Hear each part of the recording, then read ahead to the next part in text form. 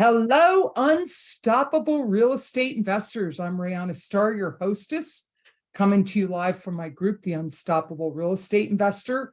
It's Wednesday at noon Eastern. We meet every Wednesday at noon Eastern in my group, and then we post this recording in about, I don't know, we're always growing the groups that we're in, but by now we're probably in about 150 groups. So if you're not seeing this in my group, please feel free to come over and visit our group and join our group. We're happy to have you.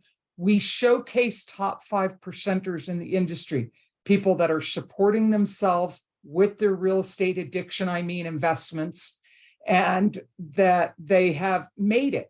And that's quite an accomplishment when Bigger Pockets and some of the other research entities share that 95% of all people that try to be real estate investors fail. It's not an easy profession. There's a lot to learn. There's a lot of skills along the way you need to learn. And you also need to implement, and you need to practice skills to master them. So Alex has got quite a turbulent journey in real estate and a really great story of rags to riches and rags to riches again. And so I really am excited about having you as a guest, Alex. Thank you. Thank you, Farina, for having me here. Really excited to be here. Yeah. And how did you find out about the podcast? I've been obsessing with just different podcasts, and I think I saw your post and I said, oh, you know what? I'd love to be on there. So okay, good. So tell me, Alex, what were you doing before real estate? How old are you, by the way?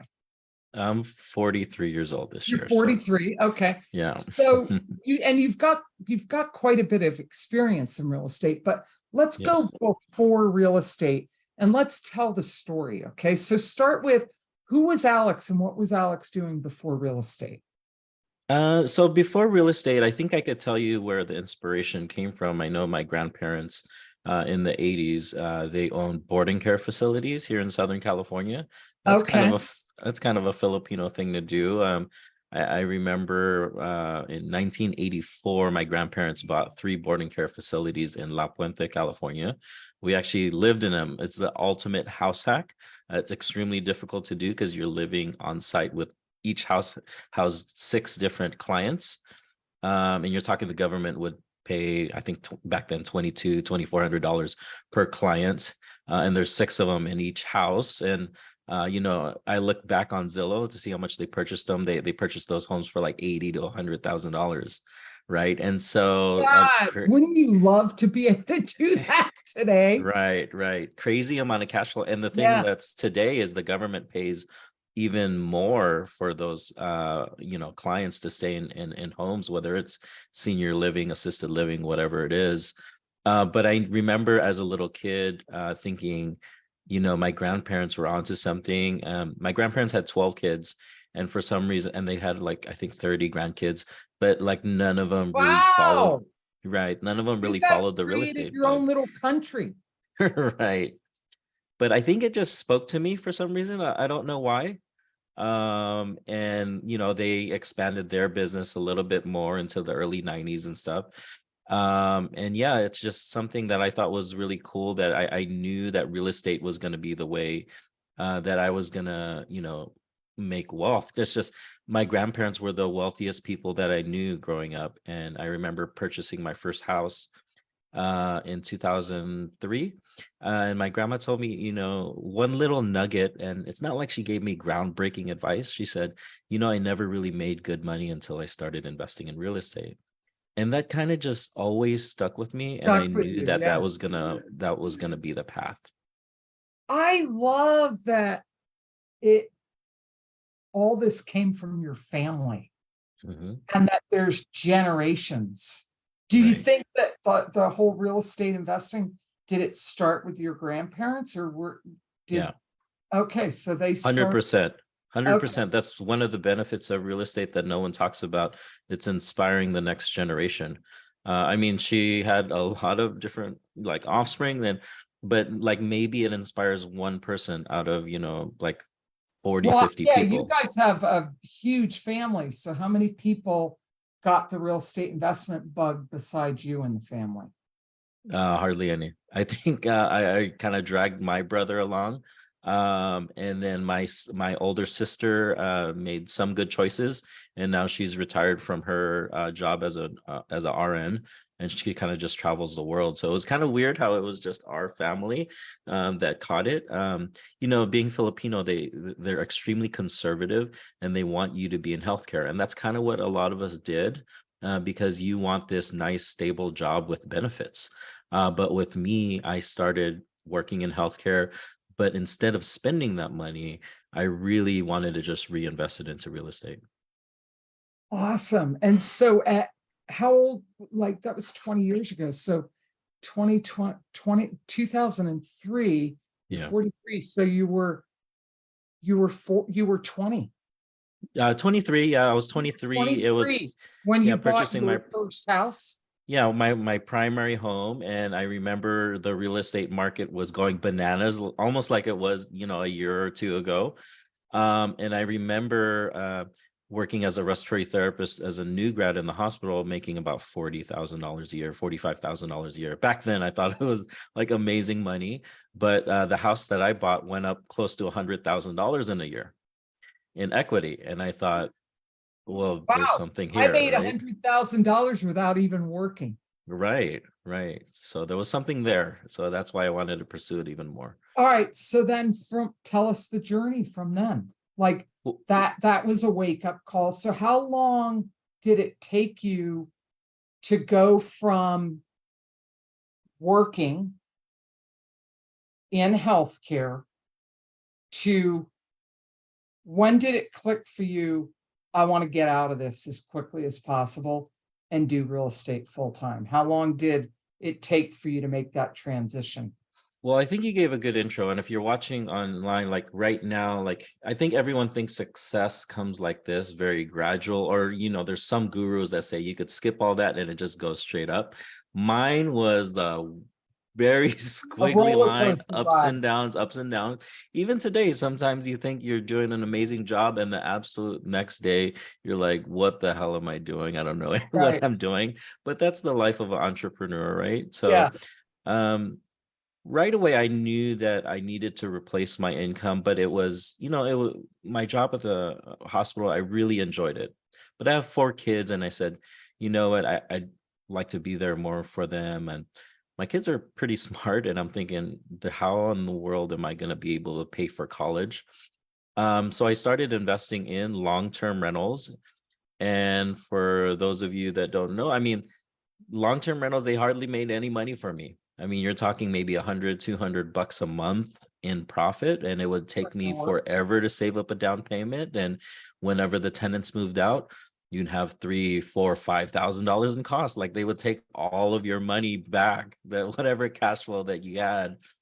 And so the real kicker was COVID.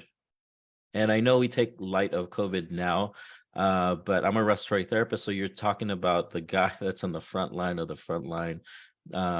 All of the ventilators that we didn't have in the hospital, everyone's looking at me like, hey, man, do you have a ventilator? Do you have a high flow setup? Like all of this equipment. And I'm very good at my job, and I'm one of the top in the region. But even COVID was extremely stressful for us. And, I looked at where COVID was in 2020, and none of us knew where this was going, right? Like I said, we make light of it now, but working at the hospital, you're talking having a workload 2, 3, 4 times of what you're normally used to. Not only that, like extremely sick patients. And I said, you know what, something's got to give here. Is this going to be the new normal? This can't be it. So that was a huge Kickstarter for me. On top of that, like right now, I love our management team, but at the time we had a different management team. And I didn't like them too much, and they were under stress as well. So that's the one kicker, and I think like a lot of us have jobs that we absolutely love, but you never really know if a new manager is going to come in and just, mess with you or just change things up to where you don't like. So, Well, let's talk about when you were 23 in 2003, you bought your first piece of real estate and it was your primary residence. Mhm. made 100K in equity in what, a couple of years on that? 1 year. Yeah, 1 year. 1 year. It was going bananas. That Yeah. was the wake up call, like, oh, this is better than working. Right. But then you skipped all the way to COVID 2020. So Sure. what happened between 2003 and 2020? Well, I started purchasing long-term rentals, and like I said, I made a lot of mistakes along the way. One of them, I bought in a duplex in Colorado. It wound up being a scam. It was brand new construction. I put 5% down, and it was like some pyramid scheme. And then the owner wound up going to jail. I think for Did you get your 160 money years or back? something, like hardly anything, like maybe $1,000 or something like that. I, Oh, wow. right. Buyer beware. Right. And Wow. I should have stopped then, right? But for some reason, like I said, there was something to this, and I knew that I was going to make some mistakes along the way. That was a massive mistake, but I kept going. Something inside of me kept going. And Good like you for said, you. yeah, a lot of people fail, Brilliant. but some people just keep going. Love it. Um, Started buying. I still kept buying long-term rentals. I was buying them out of state because here in Southern California, the prices were going bananas and the rents weren't really supporting that. So I started buying them in different states. Yeah, there was no 1% rule there, right? Wasn't even close. It's still not even close, right? Right. I still would have done okay had I kept buying. One of the biggest mistakes I made was in 2008 when the market crashed. I bought brand new construction again, a long-term rental near a hospital that I was working at, and that was negative cash flowing like crazy. It wasn't even close. You're talking like maybe $1,000 to $1,500 a month out of pocket, every Were you able single month. to turn that around eventually? No, I wound up having a foreclosure like maybe 3 years later, Wow. because at a certain point you just run out of time, Yeah. energy, and money. And the house I bought for 450,000 was worth half of what it was, so I couldn't Ouch. offload it. Right. And that's really when I got I accumulated all this knowledge, but I knew that cash flow was going to be what was going to win it at the end of the day and what was going to save me, much like my grandparents who were house hacking and making crazy amount of cash flow. I had to either like increase the amount of units that I had or find a way to infuse cash flow in different ways. And that's kind of how I fell into short-term rentals. Okay. So talk about that. Like, you're not making the kind of money, you're learning from your mistakes on long-term rentals. It's a slow progress. Mhm. You're lucky to be making $100 a door. And then when people move out, you're actually breaking even or losing money in the end. Right. And so talk about like what was the spark for short-term rentals for you, and what year was that? I want to say 2019, I start getting this mindset that you know what, I'm not doing things right. I'm just going to start hiring the best professionals out there. And so I reached out to a CPA. Her name's Amanda Hahn. So she writes books for Bigger Pockets. And she said, she kind of threw me this bone because I was working so much overtime at the hospital trying to acquire more properties, but we were getting taxed like crazy. You're talking making high six figures, and it's just it doesn't make sense to me. And at the time, the political season was coming around where people are saying, hey, this person's not paying anything in taxes. And I said, well, what are they doing? Like, I just want to know, like, if it's legal or not.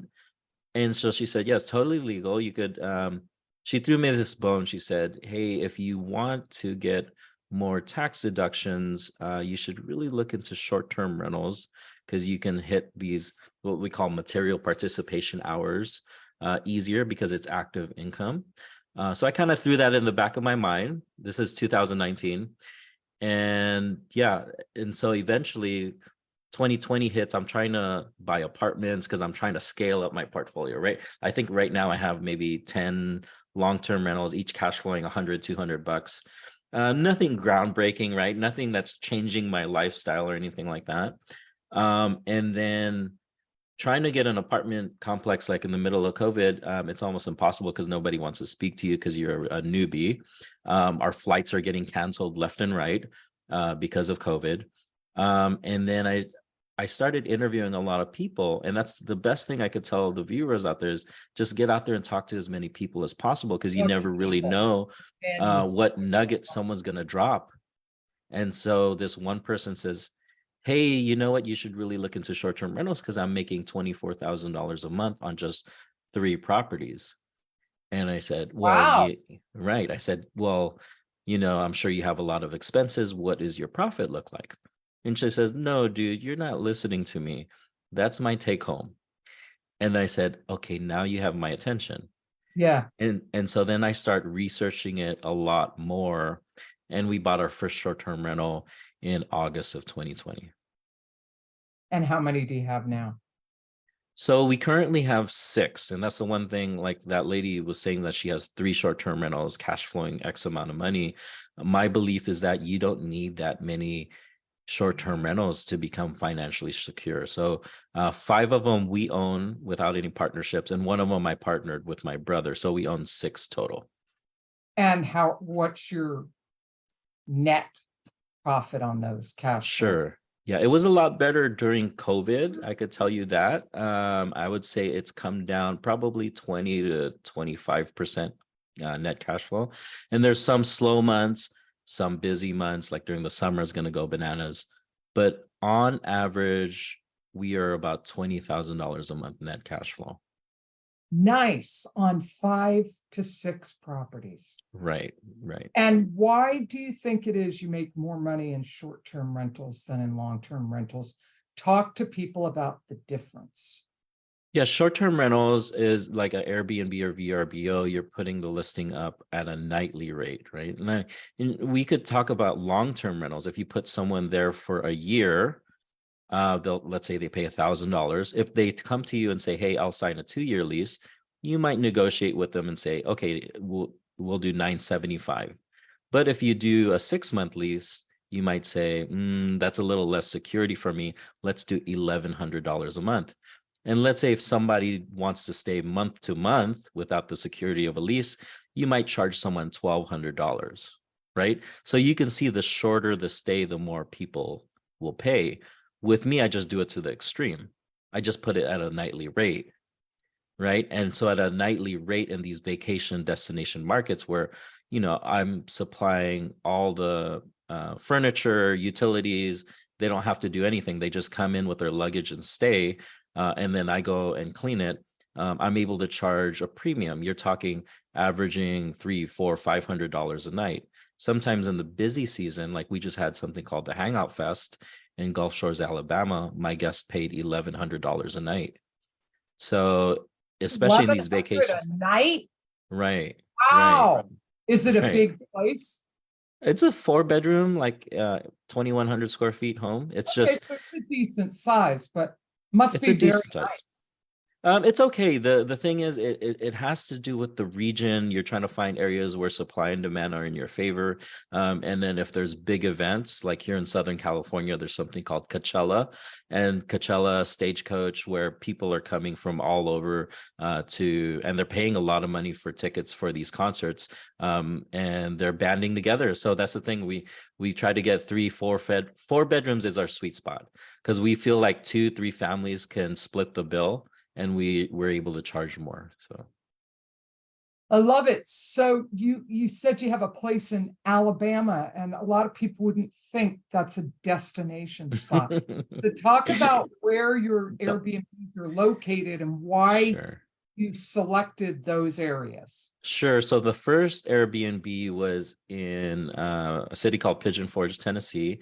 So it's right next to the Smoky Mountains, the Great Smoky Mountain National Park. The Great Smoky Mountain National Park is the most visited national park in the U.S. You're talking over 12 million visitors a year. I'm on the other side of that mountain range in the Blue Ridge Mountains, right? In Asheville, North Carolina. So right. I'm over the mountain range from there. Yeah. Yeah. And you're talking someone from Southern California. When someone told me about this place, I'm like, where the hell is that? I have no idea where this is. But I went and visited in end of June of 2020. And this is like when the world's like slowly starting to open up. And I get there and there's people, wall to wall people, right? And I tried to book an Airbnb myself. So if you're thinking about buying an Airbnb yourself, go and book one. Go and try to book one to see, be the guest. Absolutely. Yeah. Be the guest, go through the experience. And I remember seeing all of these Airbnbs that had a hot tub. And I said, well, I want a hot tub. Like I've never experienced that. Let me get one with a view. Like all these other places have views. And so I remember paying like $300 a night or something ridiculous just to stay at an Airbnb. And in my mind, and not only that, it was far away from everything. Like I wanted to be close to all the action, and but there was nothing that was available. And so in my mind, I said, okay, during the busy season, this is potentially how much it could make if it's booking a minimum $300 a night. In June, July, August, you're talking a lot of money. And so when I analyze that, I mean, your two eyes, you don't need a pen and paper. You just look around with your eyes and you can understand that there's too many people and there's not enough places to stay. And there's a lot of money to be made there. And not only that, there's a lot of things to do in the area where, families can come and spend 2, 3, 4 days in the region. So. Nice. Good for you. Yeah. So you'd been in the business since for 17 years. Right. Ups and downs, grinding away. And it wasn't until the pandemic where the light bulb went off and you thought, wow, for 5 or 6 properties, I can make way more than. How many long-term rentals do you have? Well, I sold them all. You sold them all. I sold them all. And so, right? yeah, the management of 5 or 6 properties is a lot easier than, managing 10 or 20 or 50 long-term rentals. Yeah, it was weird. Everyone said that the short-term rentals are going to be a lot more work and a lot more headache. They're definitely more work. Don't ever let some guru tell you that it's completely automated. But what I can tell you is that it's actually less headache. I would have long-term tenants not pay the rent. That's a huge headache, right? I'd had evictions. That's a huge headache. Yes, my guests might mess. Short-term rentals. Nope. Not only that, they pay up front. The vast majority of them are good people. Like I would say 95 out of 100 people are very decent people that won't mess up your place. You're definitely going to have someone in there that short-term? I do. And we enjoy it. Like we get to use the properties when, on the downtime, we get to go there. There's amazing cash flow. There's amazing tax benefits. And these homes are nice and luxurious versus buying my $60,000, $80,000, $100,000 homes in these C-class areas. I never wanted to visit those properties, and these homes are so much nicer than the home that I live in. I love showing them off. So what would you say, Alex, has been, because you've been in the business for 20 years, what would you say has been the biggest challenge for you? The biggest challenge, I would love to have something a little bit closer, but it just that wind up being a blessing in disguise, because in the end, you wind up having to put on your CEO hat. I think I'm very handy when it comes to being around the house. I could fix anything up. If something was close by, I would go in there and just, try to fix it myself and save a few bucks. But here, when my properties are 2,000, 3,000 miles away, I have to call like a handyman. I'm not jumping on a plane, going on there and fixing it up, And you would say of all these years of experience, that's been your biggest challenge? I think I would say that is a challenge. Like I would definitely like something close by. The biggest challenge was really finding the right deals, because the world is such a big place, or the US is such a big place, to try to find the right markets to invest in. And initially, when I was buying properties, it was just, the internet was still fairly new in the early 2000s. And the people I was relying on were just like coworkers that were investing here, or, a family that was investing here. Yeah, you didn't have access to reliable information. Right. And so having the internet kind of boom, there's no way I would have been able to find the Smoky Mountains. I was able to connect with so many other investors. And one thing with me, I'm extremely shy. Like it's not something that I open up to, calling a stranger here and there and asking them about rentals. Eventually, the more times you do it, the better you get at it. And, that shyness kind of goes away, and, you have the same spiel, you ask the same questions over and over. So that has helped me a ton. Just joining different communities, going to different network meetings, that has helped me tremendously. I wish we would have had Come that out 20 of years your ago. shyness. Right, That's right. helped you come out of your shyness. I think so, yes. Yeah. So what's next for you? I could definitely call it a day. I actually still work. I still work full time in healthcare. I absolutely love my job, but I'm cheap as hell. So I'm not trying to give up a nice six-figure salary that pays medical benefits, and that's down the street from me. Life is too short. I At a certain point, you're like, what, let's just go for it. Let's just go bigger. So last month we acquired our first hotel. So you start playing Monopoly and you just start trading up. Like I said, I'm cheap as hell. So what I do is I just been rolling all my profits, and I haven't spent a dime, and I just been acquiring more and more properties.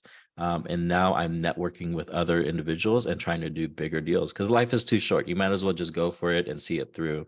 So I'm trying to acquire more and more hotels. That's so cool. Good for you. And there's the ultimate short-term rentals, isn't it? Will Yes. you do something different in your hotels as opposed to traditional hotels? We go back and forth about that. I mean, the first one we bought was built in 2006, so it's fairly brand new. And there's really not much we need to do to it, and it's cash flowing like crazy. And we don't need to, like, if we keep it as is, why not? But If it's the not I broken, fix it, right? Right. But the thing is, there's definitely a need for in that market that we're in Northwest Arkansas, for like boutique type hotels, because right now they're just all corporate hotels. And I think our research tells us that people will pay double, if not triple, of what our nightly rate is right now. Um, if we go in there and put $1 million down and completely start renovating it to make it more unique. Obviously, the unique stays people will pay more for. Or more So of a that theme, like more of a theme and more of an experience rather than just a very sterile, right, corporate right, type. Yeah. yeah. Or we could keep it. We could keep it sterile. It's making money as is, and Yeah. that's definitely a conversation we're having right now. Yeah. Whether we want, because it's a Wyndham hotel, it's a franchise hotel, and so we're like, well, do we break the franchise and kind of do our own thing? That's definitely a conversation we're having. Yeah. Okay. So anything else you'd like to share that we haven't covered yet? So the one thing I tell people is just to help people without ever expecting anything in return. And so during COVID, like a lot of us healthcare workers were going through a lot of stuff, but they saw me with my little portfolio of short-term rentals that, I had 1, 2, 3, I was starting to acquire them. And a lot of people wanted to see what I was doing. And I just shouted it to the world. I didn't hold any information back. I said, hey, here's my realtor, my lender. And I never expected anything. I didn't get commission, but I just enjoyed seeing people become financially free doing the same thing I did. And so what I started doing, I actually created a community. It's called Healthcare Professionals Investing in Real Estate.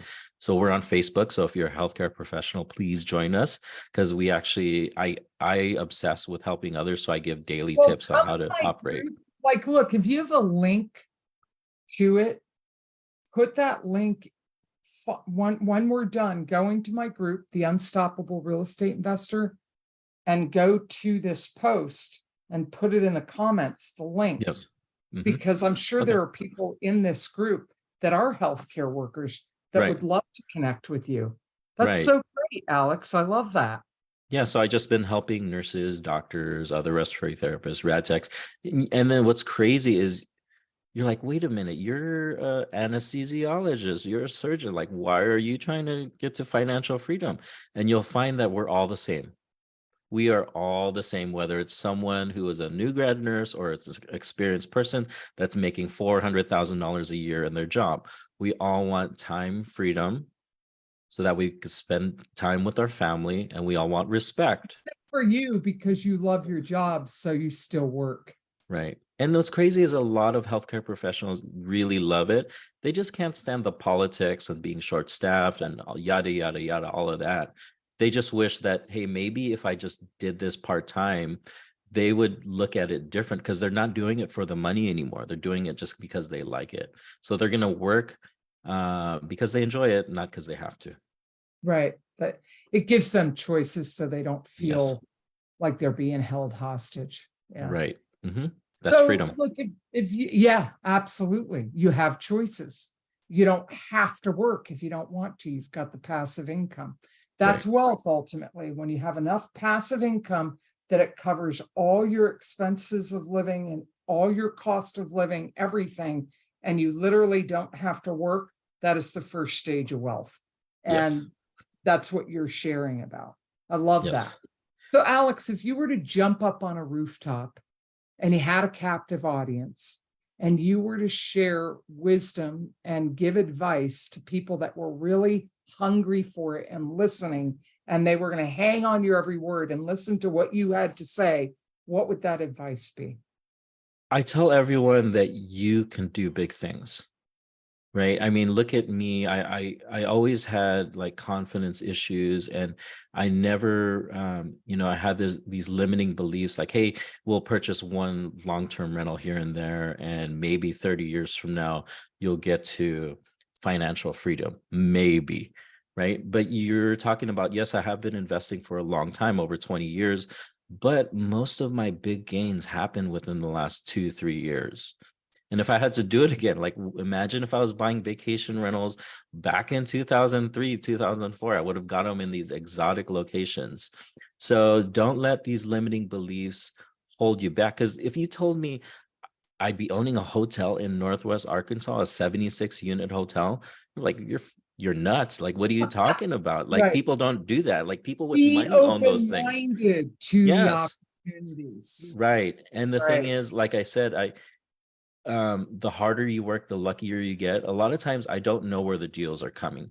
I don't Right. know, the numbers aren't making sense, but I just go out there and I just start doing Yeah, it's a something. I just start numbers taking game. The some more action. you get out there and play, the more you take action, Yes. the more you open yourself up to more opportunities, but the more Right. you master your craft, the more you understand the markets. And Right. yeah, it opens up more opportunities. I And love opening that. up is the right word, because like I said, I would never had Arkansas on my radar. But the thing is, Yeah. I was out there just helping others, never expecting anything in return. And then people see that as genuine. And they're like, You know, okay, I want to work with that dude. And then yeah. it opens you up to like investors doing other things. And you're like, okay, tell me more about this. Let's work together. All right. What you just said is brilliant. I love it. Is when you're open to opportunities, when you pay it forward, when you promote goodwill in your journey, you attract people. You attract Yes. people that then you pay it forward, and then before you know it, you have this amazing network around you.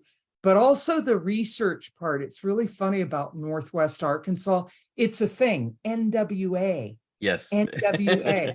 And I first found out because I'm more closer to that where I'm at now. Like I'm a San Diego girl. So you're an LA Okay. guy. So Yes. we're sister cities. But I lived down in Baja for a few years. And then when I moved back to the States, I knew I didn't want to be in California anymore. It was too crowded, too expensive. And I knew what I wanted to do for investing. It was going to be too hard to do it there. And so I started doing my research, and I ended up in Asheville, North Carolina, because I said, there's a lot of opportunity in the Southeast. This is Tennessee, North and South Carolina. But it was through my network and through people like investors, but also just people I was meeting who were just wanting to live somewhere where the quality of life is good, where the cost of living was low, that Northwest Arkansas got on my radar. And Yes. I just think that's, and it keeps coming up. So I think there's like, okay, got it, universe, that there's something there. So where are all your short-term rentals located? So you've got one in Alabama, you've got one in a hotel in Northwest Arkansas. Where are the others? So we love the Smoky Mountains of Tennessee. So our first one was there in Pigeon Forge, Tennessee, and we own 3 there now. Yeah. And then, like I said, you can do big things. I never thought I'd be able to own a beach home. I always walked around like, what the hell are these people doing? I'm working like crazy. I make a good high 6-figure salary, and there's absolutely no way I could afford any of this. I just want a beach home. I don't care what beach it is. And so I started networking with so many different individuals, and people were telling me that they own homes in Gulf Shores, Alabama. And I'm like, Alabama has a beach? Like, what are you talking about? Right. And It's very tiny. very tiny, right? Tiny. I forget their slogan, tiny beach or something, tiny city, big beach or something like that. But yeah, we own 3 there now. And you're talking like, I never thought I'd own anything by a beach or in water views. Yeah, it's You right can do by it. Pensacola, where the little arm of Florida comes over. Yeah, and you're just like Gulf Shores. It's just a tiny little port area. Yeah, there hardly is any beach. It's like a little mouth. Yeah, there's 32 miles of white sand, clear water beach right there. Beaches are beautiful. I wish I lived close by it so I could enjoy it more. That's the one thing that I wish I was out there more. I still visit it maybe twice a year or so. Yeah. Yeah, you just have to be careful about flooding during hurricanes. Yeah, that's interesting. I'm not really good at geography, but when I want to go see something, it's like I didn't realize Alabama just butted right up against the border of Florida, the panhandle of Florida. There it is. Right. Yep. That's so cool. Yeah, and you've sparked my interest because I'm in Asheville, North Carolina, which is right on the western border of North Carolina, where it meets Tennessee, and Pigeon Forge is hour and a half or something like that away. Yeah, it's near Knoxville. Yeah. Yeah, I fly into Knoxville. I actually put offers in properties in Waynesville. My partners own homes in or a hotel in Maggie Valley. So we've definitely looked into that region in Asheville. Yeah, next time you're flying over there, let me know. I'd love to pop over there and meet you and just sure. I'm out there all the time. That'd be awesome. Well, this was such a delight, Alex. I'm glad you took me up on the invitation. That you got over your shyness. And we have Dustin joining us. Dustin, I just wanted to see if you had any questions before we wrapped up. Nope, I do not have any questions. No, it's all very informative. What's your biggest takeaway from this? Don't quit, keep going, and make lots of contacts. Love it. That's one of the things that I struggle with now is when a door closes, I tend to mope around about that for a little while instead of just saying, you know what, that happens, move on, keep going. It closes for a reason. That's what I found. Yeah. Right. Yeah, it's because you're evolving to the next level. So here's some advice for you on this, Dustin. And if you need help, I'm a coach. I coach real estate investors. And one of the things is a lot on this particular thing is bounce back quickly.